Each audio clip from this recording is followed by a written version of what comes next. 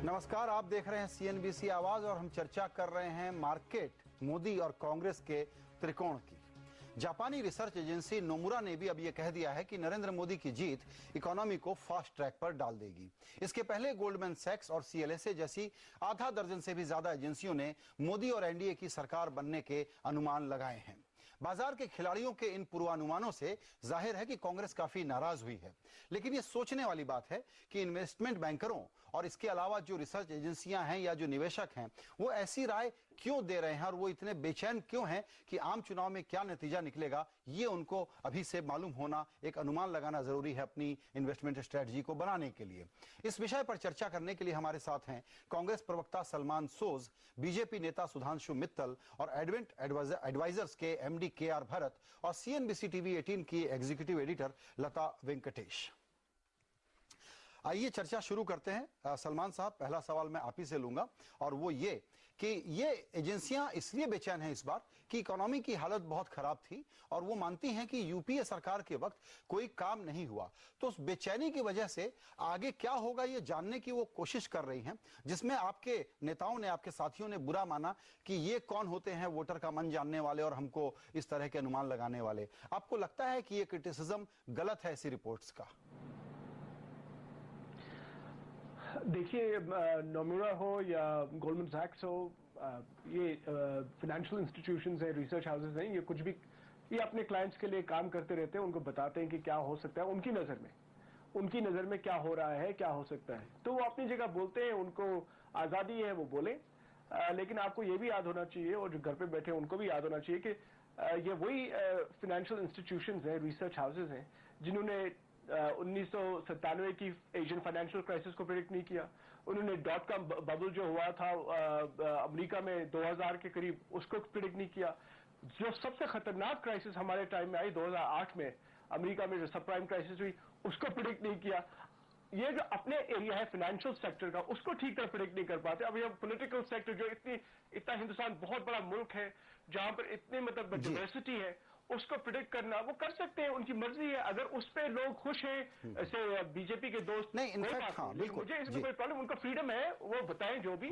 लेकिन मुझे ये लगता है कि इनकी जो प्रेडिक्शन है अभी तक बहुत सारी अहम चीजें जो इनका सेक्टर है उसमें ठीक नहीं आती। बिल्कुल सच बात यह है सलमान साहब, सच बात यह है कि ये नहीं कहते कि हम प्रिडिक्ट कर रहे हैं, ये कहते हैं कि अगर ये सरकार आएगी तो आर्थिक नीतियां इस प्रकार की होंगी, दूसरी पार्टी की सरकार आएगी तो आर्थिक नीतियां उस प्रकार की होगी। तो ये कोई चुनाव का सेफोलॉजी के आधार पर कोई ओपिनियन पोल करके कौन जीतेगा हारेगा ये नहीं कहते। ये कह रहे हैं कि किसके आने पर क्या फैक्टर बनेंगे, किन बातों पर नजर रखिए ताकि क्लाइंट अपनी इन्वेस्टमेंट स्ट्रेटजी बना सकें। आइए यहां पर मित्तल साहब को शामिल करते हैं। मित्तल साहब, आपसे मेरा सवाल यह है कि जिस तेजी से इतनी सारी रिपोर्ट आ रही है, बहुत लोगों को शक है और कांग्रेस तो यह कहती भी है कि ये कॉर्पोरेट इंडिया के प्राइम मिनिस्टर हैं, वोटर के नहीं है। आपको लगता है कि जिस मौजूदा सरकार से इन एजेंसियों को जनरली एक मन में संकोच रहता है कि ऐसी बात न बोलो कि मौजूदा सरकार को बुरा लगे, तब भी अगर इतनी रिपोर्ट्स आ रही हैं तो ये जरा इनकी चाहत का नमूना है, न कि ये कोई पूर्वानुमान है। इनकी इच्छा है कि मोदी जी आ जाएं,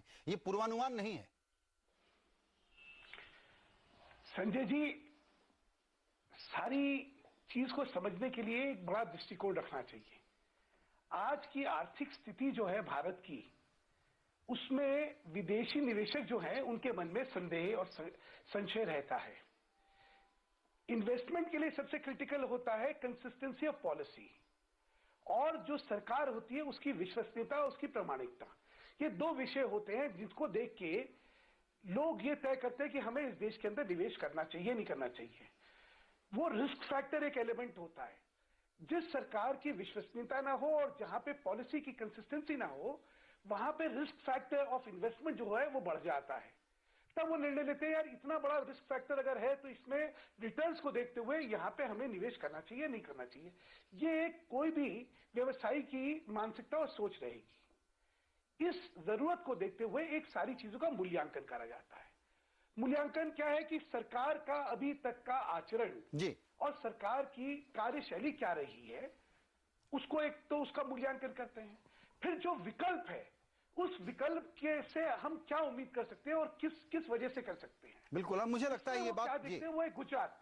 जी, आते हैं उस पर चर्चा करेंगे। जी, आगे की नीतियां क्या होंगी ये समझने की बिल्कुल कोशिश करेंगे। सुधांशु जी, 1 मिनट के लिए रोकूंगा।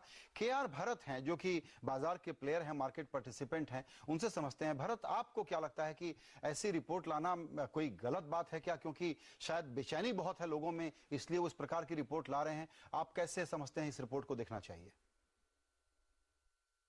My point of view is going to be that equity analysts should not be in the job of making forecasts, but they should be in the job of analyzing what will happen to the market or what is good for the market if group A comes or party A comes or party B comes. इसमें कोई बुराई नहीं। जो Goldman Sachs ने किया है उन्होंने कुछ गलत नहीं किया। उन्होंने इतना ही कहा that if X party comes to power, it is better for the market because the market perceives them to be more pro-market, etc. And the market perceives the other party to be more left of center and therefore less market friendly. That's fine. That's a view that anybody, including you and me and anybody else, is entitled to have.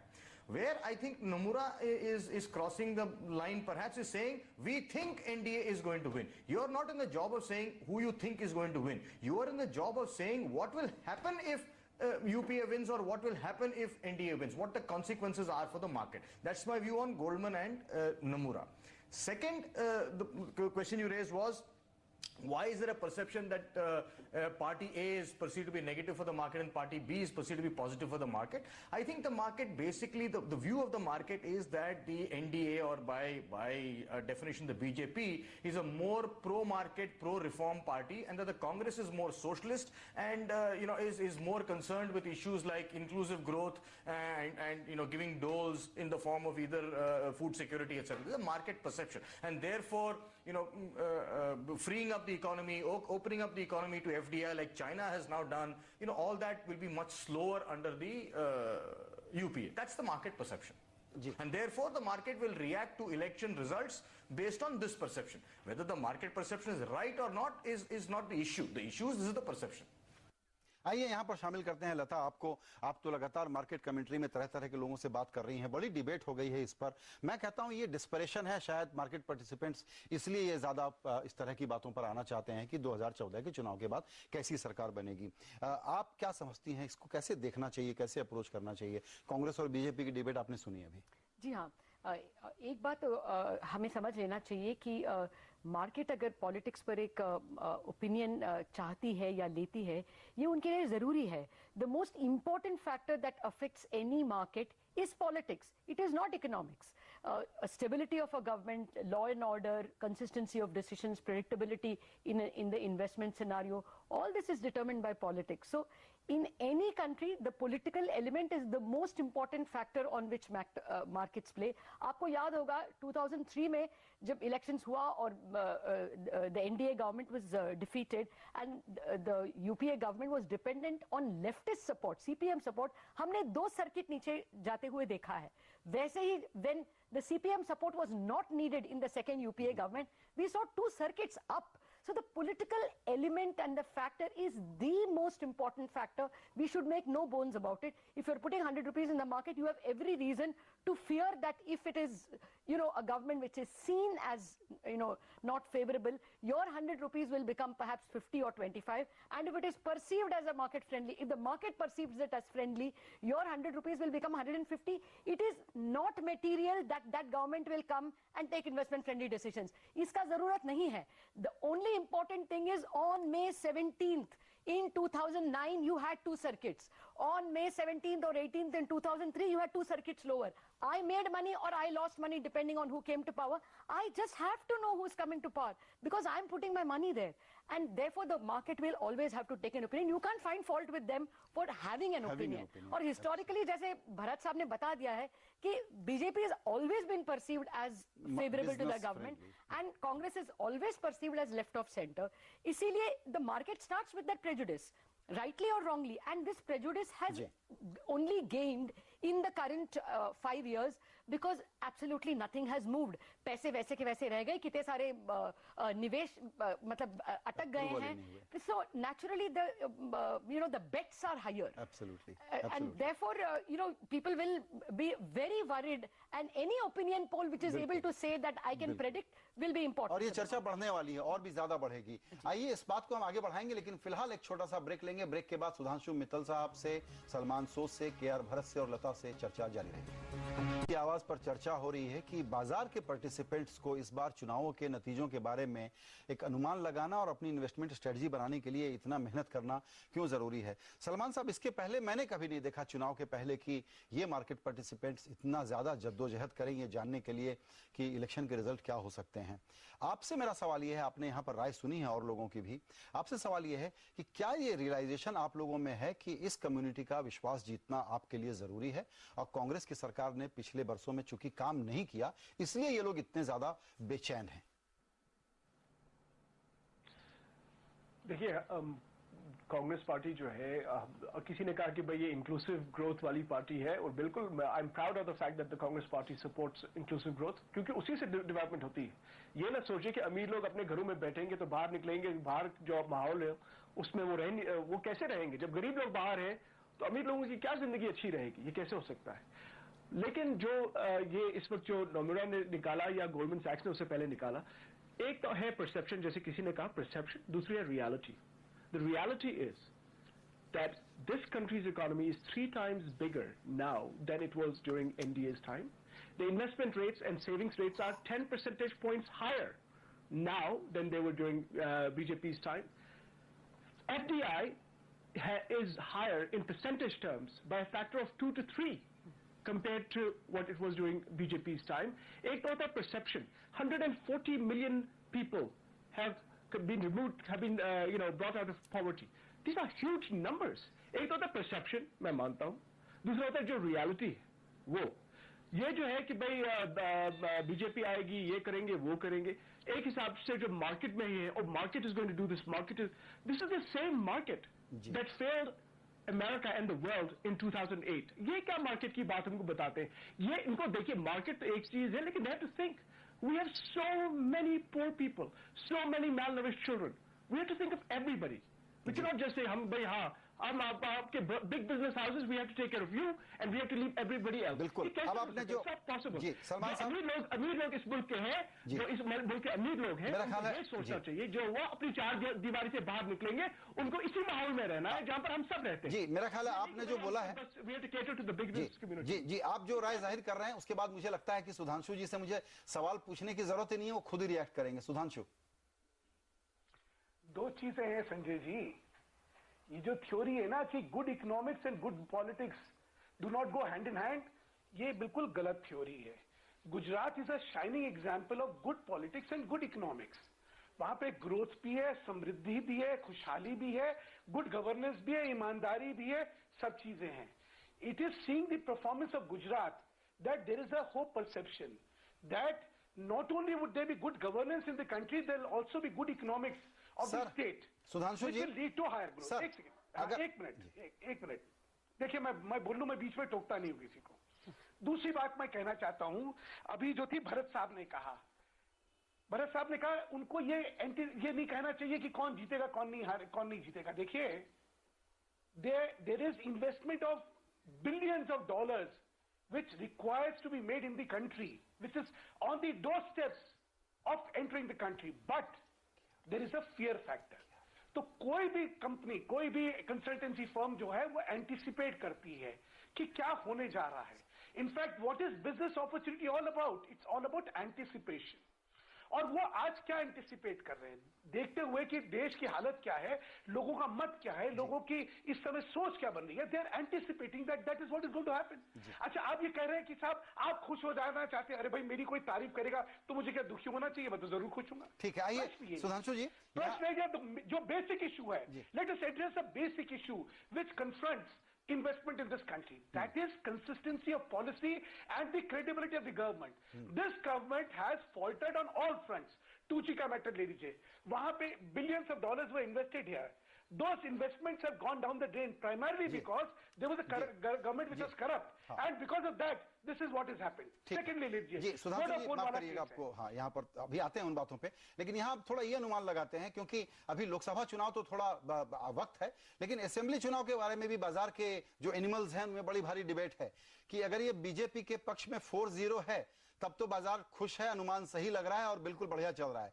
3-1 है तो थोड़ा सा वो दुविधा में पड़ेगा, 2-2 है तो माना जाएगा कि ये बाजार के लिए नेगेटिव है। आइए भरत साहब से पूछते हैं कि असेंबली के रिजल्ट को लोकसभा के लिए क्यों एक्स्ट्रापोलेट करना चाहिए, बहरहाल कैसे रिएक्ट करेगा बाजार अगर असेंबली के रिजल्ट उस लाइन पे आते हैं जो मैंने अभी बताया। देखिए, जहां तक मेरी समझ है, बाजार ने लगभग ये जो ओपिनियन पोल है, अब आप ओपिनियन पोल को माने ना माने, ये ओपिनियन पोल हमारे सामने हैं और हमें वो पढ़ना ही पड़ेगा, और बाजार ने ये मान लिया है कि ये ओपिनियन पोल्स जो हैं वो बाय एंड लार्ज ये ओपिनियन पोल्स सही हैं और ऐसा ही नतीजा आएगा। मेरे कहने का मतलब ये है कि बाजार ने ये मान लिया है कि राजस्थान और मध्य प्रदेश में जो है बीजेपी की विजय होगी और छत्तीसगढ़ और दिल्ली में टॉसअप, जिसे अंग्रेजी में टॉसअप है, वो होगा, पलड़ा इनका भारी हो सकता है, उनका भारी हो सकता है। तो अगर रिजल्ट्स जो हैं इन अजम्पशंस के विपरीत आएंगी, मतलब अगर चारों स्टेट फॉर एग्जांपल बीजेपी को चली जाती हैं, या अगर बीजेपी मध्य प्रदेश और राजस्थान में भी उतना अच्छा नहीं कर पाती है, मतलब या ये एक्सट्रीम या वो एक्सट्रीम, तो बाजार जो है वो रिएक्ट करेगा। अगर ये जो एक्सपेक्टेशंस हैं, इन एक्सपेक्टेशंस के दायरे में ही रिजल्ट आते हैं तो बाजार ज्यादा रिएक्ट बिल्कुल नहीं करेगा।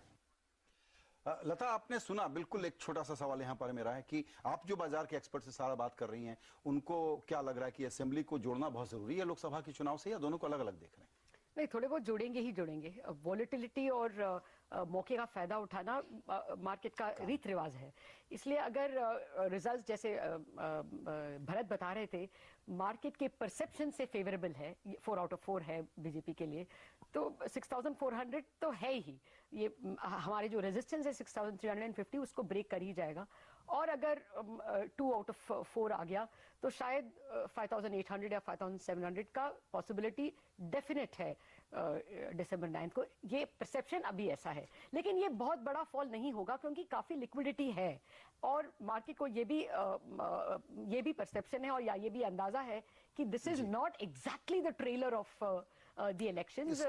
शुरू में रिएक्शन आ सकता है, फिर धीरे धीरे डाइजेस्ट करके कहेंगे कि ये अलग है, वो अलग है, और फिर बाकी के फैक्टर्स आ जाएंगे, टेपरिंग और दूसरे वाले प्रॉब्लम्स, लेकिन ये शॉर्ट टर्म रिएक्शन जरूर होगा। बिल्कुल। फिर छोटा सा ब्रेक लेंगे यहाँ पर और आगे चर्चा करेंगे कि आखिर मोदी और बीजेपी में ऐसा दिखता क्या है जो बाजार को इतना आश्वस्त बनाता है, और इनकी नीतियों पर मेरी तरफ से तो बहुत सारे सवाल हैं जो हम पूछेंगे सुधांशु जी से खास तौर पे। छोटा सा ब्रेक। बाजार के पार्टिसिपेंट्स आजकल राजनीतिक पूर्वानुमान बहुत लगा रहे हैं और ये कांग्रेस को जाहिर है कि अच्छा नहीं लग रहा है, क्योंकि उनका फर्स्ट लाइकली सिनेरियो ये है कि नरेंद्र मोदी लेड एनडीए की सरकार आएगी। एनडीए में आखिर और मोदी जी में ऐसा दिखता क्या है, लोगों को ये समझने की कोशिश करते हैं कि यार भरत साहब आप ये बताइए कि ऐसी क्या बात दिखती है, क्योंकि मुझे तो दिखता है कि एफडीआई रिटेल में इनका जो स्टैंड है वो बहुत फज करके रखे हुए हैं, तो क्यों बुलिश हैं इनकी पॉलिसीज को लेकर के लोग? देखिए, आपकी बात बिल्कुल सही है। मुझे लगता है कि किसी भी पॉलिटिकल फॉर्मेशन ने ये स्पष्ट नहीं किया है कि 2014 के बाद अगर वो सरकार बनाते हैं तो उनकी इकोनॉमिक पॉलिसीज क्या होंगी। जहां तक मैंने पढ़ा है या पेपर्स में या टीवी में देखा है, मेरे ख्याल से किसी ने ये स्पष्ट नहीं किया है। लेकिन बाजार जो है वो ये देखती है कि बीजेपी के जो भाषण हैं वो ज्यादा विकास पे हैं, ग्रोथ पे हैं, और ये कांग्रेस के जो वो हैं वो ज्यादा इंक्लूसिव ग्रोथ पे हैं, तो उन्होंने 2+2 करके अपना जो विचार है वो बना लिया है। लेकिन मेरी राय में, जहां तक मेरा सवाल है, अभी तक मैं इस बात पे मुझे कोई क्लैरिटी नहीं है कि जहां तक मेजर इकोनॉमिक पॉलिसी का सवाल है उन पे यूपीए क्या करेगा और एनडीए क्या करेगा। बाजार ने जो पिछले 5 साल में यूपीए सरकार है उस बेसिस पे उन्होंने जो डिसीजंस लिए हैं उस बेसिस पे उन्होंने ये एक्सट्रैपोलेट कर लिया है कि अगर यूपीए आएगा क्या होगा। तो बिल्कुल ठीक कह रहे हैं आप। आइए अब जी, आइए बिल्कुल पूछते हैं। आइए सलमान साहब, आपने सुना कि बाजार का क्रिटिक क्या है। गरीबों की बात करना और ऐसा लेजीनेस रखना कि इनको इंटाइटलमेंट की पॉलिटिक्स दे देंगे तो उससे ग्रोथ आ जाएगा, नौकरियां आ जाएंगी। तो इंक्लूसिव ग्रोथ के बारे में आपने जो अभी फलसफा रखा, बोलने में अच्छा है लेकिन ये गलत है सर। इससे ग्रोथ नहीं आएगा, उससे नौकरियां नहीं आएंगी, उसके बगैर गरीबी दूर नहीं होगी, और आप रियल इशू को एड्रेस नहीं कर रहे हैं सलमान साहब। ये आपने जो कहा ना गलत है। इनफैक्ट पूरी जो डेवलपमेंट प्रैक्टिशनर्स है दुनिया के, सब बड़े बड़े इंस्टीट्यूशंस में सब इंक्लूसिव ग्रोथ की बात करते हैं, कोई इसके अलावा कोई बात नहीं करता। तो आप अपनी जरा जो आपने गलत कहा जिसको, वो आजकल की दुनिया में सही है। जो सुधांशु जी ने कहा बीजेपी में इकोनॉमिक्स और जो गवर्नेंस दोनों अच्छे हैं, इनको ये पता होना चाहिए, घरों पे सबको पता होना चाहिए कि गुजरात के सोशल डेवलपमेंट इंडिकेटर्स बहुत ही कमजोर हैं, बहुत कमजोर है। और ह्यूमन डेवलपमेंट रिपोर्ट जो आई थी यूएन ने की थी, उसमें तो इनकी बहुत कम पीछे की रैंकिंग है। हाँ, ग्रोथ इनकी अच्छी है, लेकिन वो ग्रोथ इंक्लूसिव नहीं है, इसलिए उनको बहुत क्रिटिसाइज किया जाता है। सुधांशु जी, अब आप कहेंगे कि ये भरत साहब ने कहा एक सेकंड, भरत साहब ने कहा कि भाई आपने तो जो यूपीए की कुछ पॉलिसी पता नहीं है, आगे एनडीए की कोई पॉलिसी पता नहीं है। क्यों नहीं पता है आपको? हम जो कर रहे हैं उसको हम और इंप्रूव करेंगे। हमने और उसी से बेचारे बाजार के खिलाड़ी अप्रेंसिव है। सलमान साहब सॉरी, माफ करिएगा, आपको यहां मैं रोकूंगा। सुधांशु जी आपके लिए 30 सेकंड का समय है मेरे पास, आपका रिएक्शन कि आप लोगों के पास भी फर्स्ट पॉलिसी है, हमको सुनने में लगता है ठीक, लेकिन आप लेबर लॉ पे क्या करेंगे, सब्सिडी पे क्या करेंगे, रिटेल एफडीआई पे क्या करेंगे, बड़ा कंफ्यूजन है। मेरा सिर्फ एक कहना है कि अगर ग्रोथ इंक्लूसिव नहीं हो ना, तो 3 बार वोट ना पड़े नरेंद्र भाई को। मैं बार बार आपसे एक चीज कह रहा हूं, consistency of policy and decisiveness of leadership, these are the 2 main ingredients for any investment to come in any country, because people want to know whether if there is a premise on which an investment is made, वो premise valid रहेगा या वो change हो जाएगा, flip flop होगा। In Narendra Modi, they see a very decisive leader, a clear-headed leader, and they see a policy which is going to be. जी बिल्कुल, आखिरी सवाल, policy which is last word मैं दूंगा लता जी को, समय बिल्कुल खत्म हो गया है मेरे पास। लता, ये जो तीसरा सिनेरियो है कि कांग्रेस नहीं आए, ये हम चाहते हैं, मोदी जी आ जाएं तो बहुत अच्छा है, लेकिन अगर कोई तीसरा ऑल्टरनेटिव आया तो बाजार उससे बहुत नर्वस होगा, ऐसा क्यों? 3 सर्किट डाउन होगा सर, अगर ऐसा हो गया तो। दैट इज बिकॉज ये जो पैरालिसिस अभी दिख रहा है एडमिनिस्ट्रेशन में, वो बढ़ते रहेगा। कोई भी चीज पर कोई डिसीजन आने का संभावना नहीं होगा। इसीलिए सबसे ज्यादा खतरनाक वही सिनेरियो है कि कोई किसी को मेजॉरिटी न हो। तीसरा सिनेरियो जो है वो बड़ा डरावना है, वक्त की कमी है। लेकिन लता, सुधांशु जी, सलमान साहब, भरत, आप सभी का इस चर्चा में शामिल होने के लिए बहुत शुक्रिया। नमस्कार।